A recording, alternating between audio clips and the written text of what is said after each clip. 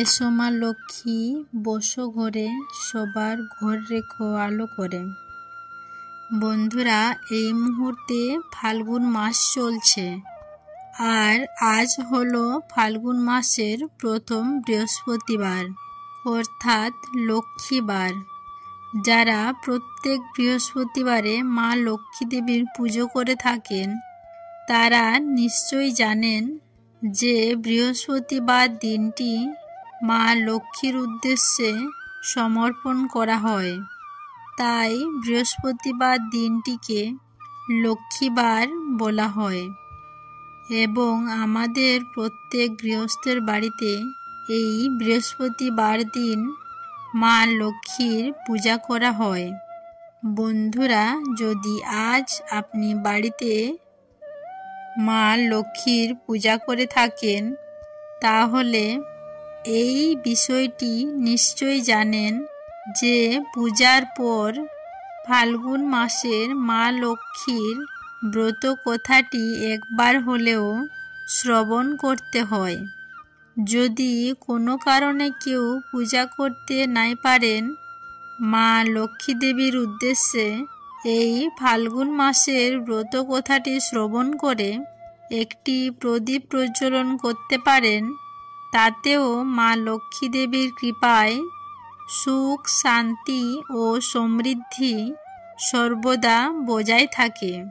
আশা করছি দর্শক বন্ধুরা, মা লক্ষ্মীর এই ফাল্গুন মাসের ব্রত কথাটি শ্রবণ করে আপনাদের ভালো লাগবে। শুরু করছি ফাল্গুন মাসের মা লক্ষ্মী ব্রত কথা। হরিহর ব্রাহ্মণের পালা। নমো বিশ্বরূপস্য ভার্যাসি পদ্মে পদ্মালয়ে শুভে সর্বত্র ত্রাহি মাং দেবী মহালক্ষ্মী নমস্তুতে। হরিহর নামে ছিল দরিদ্র এক ব্রাহ্মণ। নিত্য ভিক্ষা করে সংসার পালন। ভাঙা কুটিরেতে থাকে, পত্নী পুত্র লয়ে, যাহা জোটে তাহা লয়ে, খায় অসময়ে। অতি দুঃখে দিনগত হয় যে তাহার, সদা বলে নারায়ণ করহ উদ্ধার। একদিন মনে চিনতে দূর দেশে গেল, সেথাও না হরিহর ভিক্ষা কিছু পেল। আপন ললাট চাপড়ি করে হায় হায়, অভাগা দেখিয়া বিধি বামছে আমায়। দুনয়নে বাড়ি ঝরে চলিতে না পারে, বসিল পথের মাঝে বটবৃক্ষ ধারে। এক মুষ্টি তণ্ডুল আমি কোথাও না পেনু, স্ত্রী পুত্রের মুখে অন্ন কেমনেতে দিমু। হেনকালে আসে এক দেবল ব্রাহ্মণ, বলে দিজ কি কারণে করহ রোদন। কেবা তুমি মহাশয়, কোথায় নিবাস, এখানে বসিয়া কেন ফেলো দীর্ঘশ্বাস। হরিহর বলে শোনো মম পরিচয়, আমি অতি মন্দগতি ব্রাহ্মণ তো নয়। স্ত্রী পুত্র লয়ে করি সংসারেতে বাস, নিত্য রাখে উপবাসে মোরে শ্রীনিবাস। অদ্য আসে ভিক্ষা তোরে এই দূর দেশে, কিছু না মিলিল ভিক্ষা আসি পরবাসে। গৃহেতে যাইলে খেতে চাবে পুত্রগণ, কেমনে দেখিব তাহা বলো হে ব্রাহ্মণ। হরিহর বাক্য শুনি কহিলা ব্রাহ্মণ, প্রতি মাসে লক্ষ্মী পুজো তুমি যে এখন, গুরুবারে পূজা যে করিবে, লক্ষ্মীর কৃপায় দুঃখ তব দূরে তার যাবে। এত শুনি হরিহর বাটি পানে ধায়, আপন গৃহেতে আসি উপনীত হয়। স্ত্রী তার সম্মুখে আসি দাঁড়াইয়া রয়, ধীরে ধীরে হরিহর তাহারে যে কয়। তা শুনিয়া গৃহিণী প্রতিবেশী ঘরে যায়, কিছু কিছু ফল ফুল হেথা মাগি লয়। ফাল্গুন মাস তাহে গুরুবার, পুজিলেন লক্ষ্মী মায় মনে করি আস। দুঃখ দূর হলো তাহে আনন্দিত মন, ব্রাহ্মণ ব্রাহ্মণী পূজে লক্ষ্মীর চরণ। হরিহর হতে পূজা জগতে আসিল, ক্রমে ক্রমে সকলেতে পূজিতে লাগিল। ফাল্গুন মাসে লক্ষ্মী পূজা যেই জন করে, দেহ অন্তে যায় সেই বৈকুণ্ঠ নগরে। নিবারণ মাগে লক্ষ্মী চরণের ছায়া, করগ করুণাময়ী অধমেরি দয়া। ফাল্গুন মাসের গুরুবার নির্মল আকাশ, ধীরে ধীরে বহিতেছে মলয় বাতাস। লক্ষ্মী দেবী বামে লয়ে বসি নারায়ণ, কহিতেছে নানা কথা সুখে আলাপন।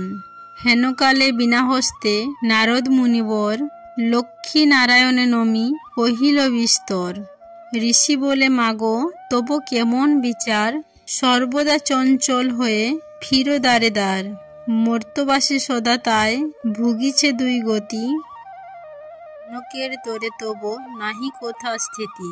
অন্যভাবে মাগো তারা সদা দুঃখ পায়, অন্য বিনা সবাকার জীর্ণ শীর্ণকায়।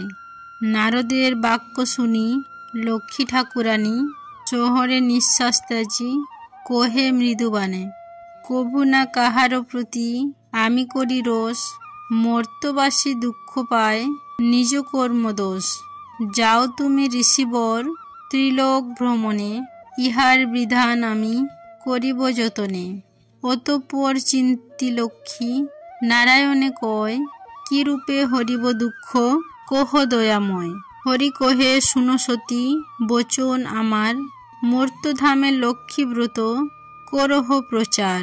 প্রতি বৃহস্পতিবারে মিলি যতই গণে, সন্ধ্যাকালে পূজি কথা শুনিবে শ্রবণে। বাড়িবে ঐশ্বর্য তাহে তোমার কৃপায়, দুঃখ কষ্ট দূরে যাবে তোমার দয়ায়।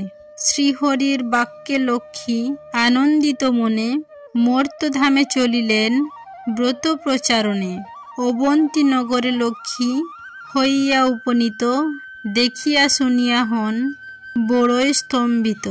নগরে লক্ষ্মীপতি ধনেশ্বর রায়, অগাধ ঐশ্বর্য তার কুবেরের প্রায়। সোনার সংসার তার শূন্য হিংসা দেশ, প্রজাগণে পালিত সে পুত্র নির্বিশেষ। এ কন্যে 7 পুত্র রাখি ধনেশ্বর, যথাকালে সসম্মানে গেল লোকান্তর। পিতার মৃত্যুর পর সপ্ত সহোদর, ভার্যার কহুক চালে হইল স্বতন্তর। ক্রমে ক্রমে লক্ষ্মী দেবী ছাড়িল সবারে, সোনার সংসার সব গেল ছাড়কারে।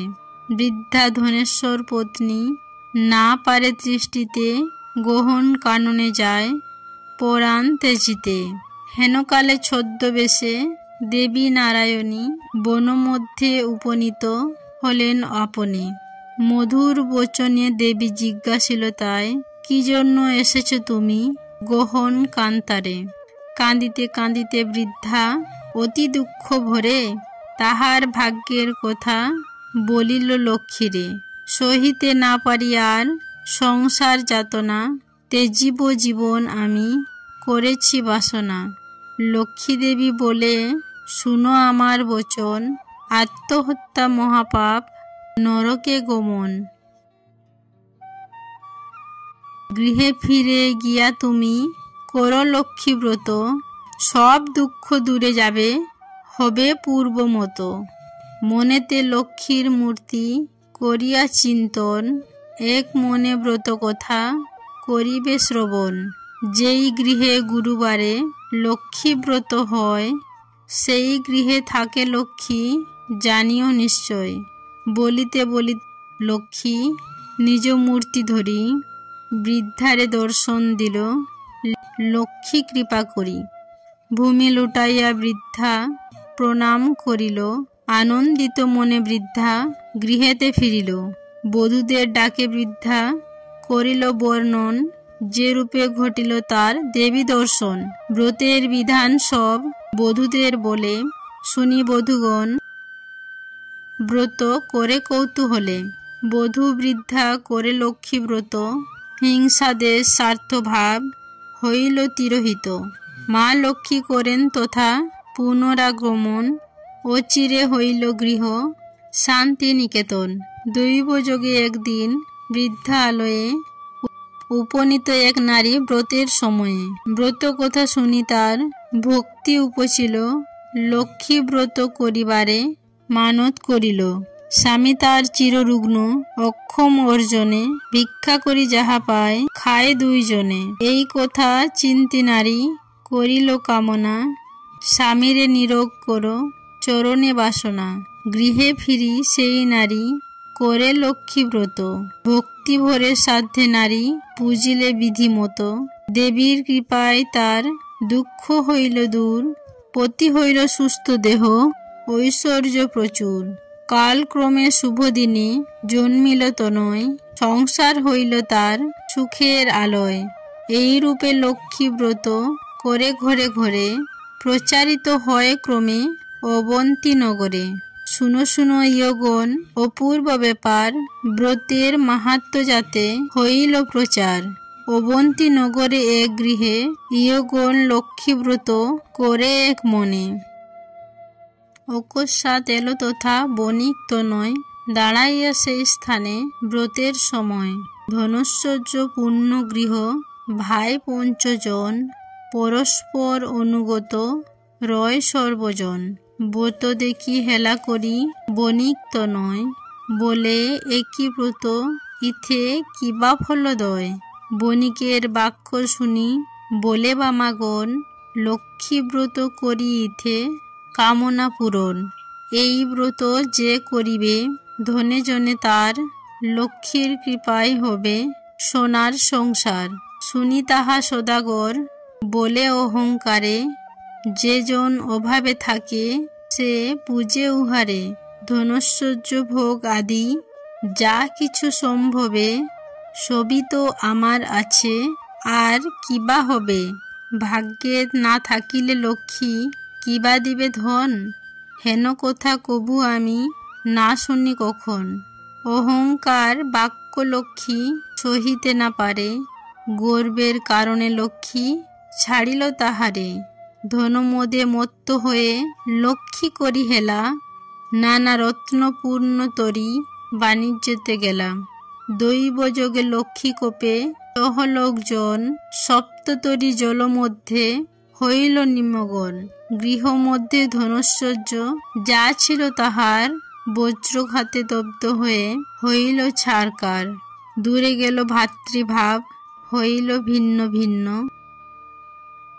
সোনার সংসার তার হইল বিপন্ন। ভিক্ষাজীবী হয়ে শোবে ঘুরি দ্বারে দ্বারে, পেটের জ্বালায় ঘরে দেশ দেশান্তরে। এমন হইল কেন বুঝিতে পারিল, কেঁদে কেঁদে লক্ষ্মী স্তব করিতে লাগিল। সদয়া হলেন লক্ষ্মী তাহার উপরে, পুনরায় কৃপা দৃষ্টি দেন সদাগরে। মনে মনে মা লক্ষ্মীরে করিয়া প্রণাম, ব্রতের সংকল্প করি আসে নিজ ধাম। লক্ষ্মী ব্রত করে সাধু লয়ে বধূগণ, সাধুর সংসার হইল পূর্বের মতন। এই রূপে লক্ষ্মী ব্রত মর্তেতে প্রচার, সদা মনে রেখো শোবে লক্ষ্মী ব্রত সার। এই ব্রত যেই নারী করে এক মনে, লক্ষ্মীর কৃপায় সেই পারে ধনে জনে। করজোড় করি শোবে ভক্তিযুক্ত মনে, লক্ষ্মীরে প্রণাম করো থাকো যেখানে। ব্রত কথা যেবা পড়ে যেবা রাখে ঘরে, লক্ষ্মীর কৃপায় তার মনোবাঞ্ছা পুরে। লক্ষ্মীর ব্রতের কথা বড়ই মধুময়, প্রণাম করিয়া যাও যে যার আলয়। লক্ষ্মীর ব্রত কথা এথা হইল সমাপন, মনের আনন্দে বলো লক্ষ্মী নারায়ণ। জয় মা লক্ষ্মী, জয় মা লক্ষ্মী, জয় মা লক্ষ্মী। আশা করছি দর্শক বন্ধুরা আজকের এই ব্রত কথাটি শ্রবণ করে আপনাদের ভালো লেগেছে। ভালো লাগলে লাইক করবেন, পারলে শেয়ার করবেন। সকলেই ভালো থাকুন, সুস্থ থাকুন এই কামনা করে আজকের ভিডিওটা আমি এখানেই শেষ করলাম। নমস্কার ও ধন্যবাদ। ঈশ্বর আপনাদের মঙ্গল করুক।